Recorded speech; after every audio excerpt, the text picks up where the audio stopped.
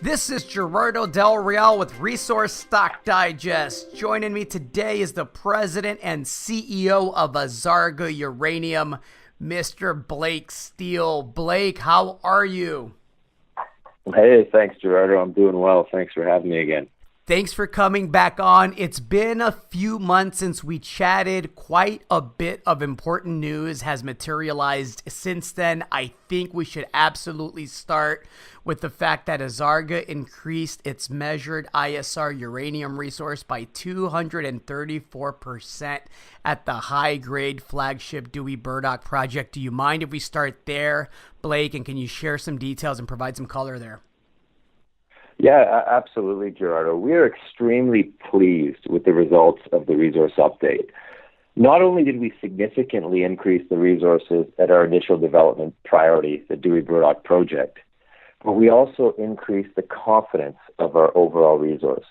You know, as you mentioned, measured resources increased by 234%, but in addition to that, our measured and indicated resources nearly doubled to 16.9 million pounds. Measured resources represent 13.8 of the 16.9 million pounds. The resource update highlights the Dewey Burdock project as one of the leading undeveloped in-situ recovery uranium deposits in the United States, offering a sector-leading combination of grade and scale. You know, another important factor here is that the entire resource estimate falls within the existing Nuclear Regulatory Commission license boundary, and that several miles of mineralized trends remain to be further delineated. So, you know, you're really looking to the future. Off the back of this resource update, we are going to prepare an updated preliminary economic assessment, which we expect to have completed by the middle of this year. And you know, we expect the larger and more contiguous resource is likely to achieve improved project economics compared to our previous PEA, which already had very compelling economics.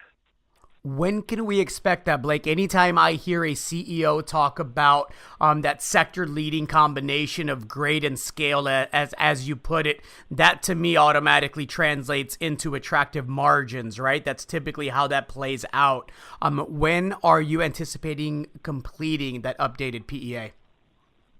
We're looking at the middle of 2019 for that updated PEA, Gerardo. So we're currently in the process of going through that update process, and we want to make sure that we do this right and take the sufficient amount of time to put the proper result in front of investors.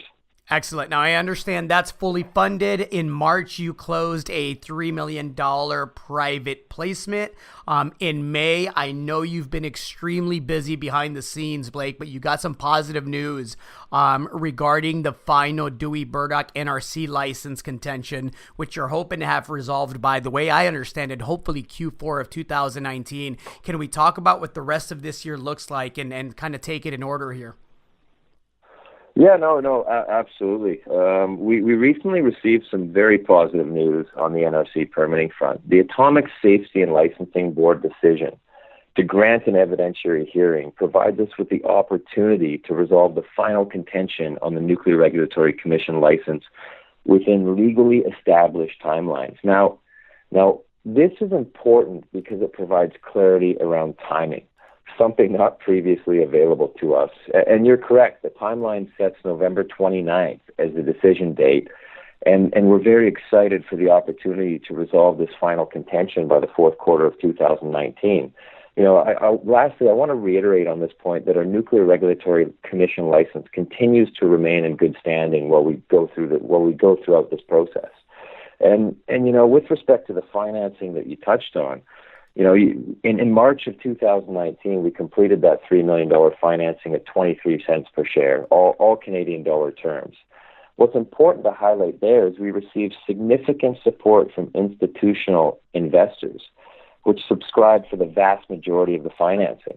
The institutional support, not only is it important for our business and validation of our business strategy, but it is also important for the broader uranium market. The capital raise strengthened our financial position, and as you touched on, Gerardo, it provides us with the necessary means to continue to execute our corporate initiatives, while at the same time we improved our shareholder register. I got to say, Azarga presents one of the more compelling speculations in the uranium space. Anybody that's seen a uranium bull market knows that they can be violent to the downside in bad times and violent to the upside in good times. We are, of course, anticipating more clarity here soon moving forward. I gotta believe that if we get positive news on that front, mainly the utilities coming back to the market, that's going to satisfy the appetite of the early moving institutional investors that have taken a position in Azarga. And if that then coincides with a resolution of that last license contention by Q4 of 2019, it could be a fun Christmas time this year. Anything left to add there, Blake? Well, touching on your point with respect to the institutional investment community, I think the institutional investors are starting to recognize the opportunity that exists in the uranium sector, and they have been and are building equity positions in high quality assets. The supply and demand fundamentals of the uranium market continuing to improve. We've touched on this in the past. Uranium prices have started to recover due to the supply disruption and increasing demand. But, I believe this is just the beginning of the next uranium bull market. As a result of unsustainably low prices, mine supply has been cut back. Capital investment into the sector has been reduced, and new projects coming online have diminished, resulting in reduced inventories, all at a time where uranium demand is now growing. I like to dub this the perfect storm, and this perfect storm has turned the uranium market into a deficit position, which requires new production to come online. So in short, I think institutional investors are building these positions to get in on the ground floor of the trade.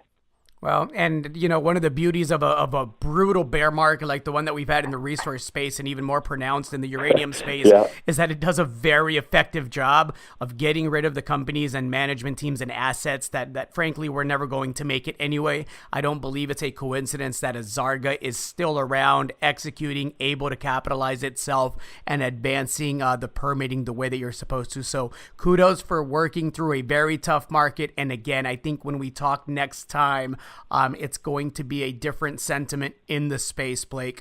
Thank you so much for coming on. And again, hopefully I can have you back on soon. No, sounds good, Gerardo. Appreciate it, and look forward to speaking again in the future sooner rather than later. Thank you, Blake. Thanks a lot.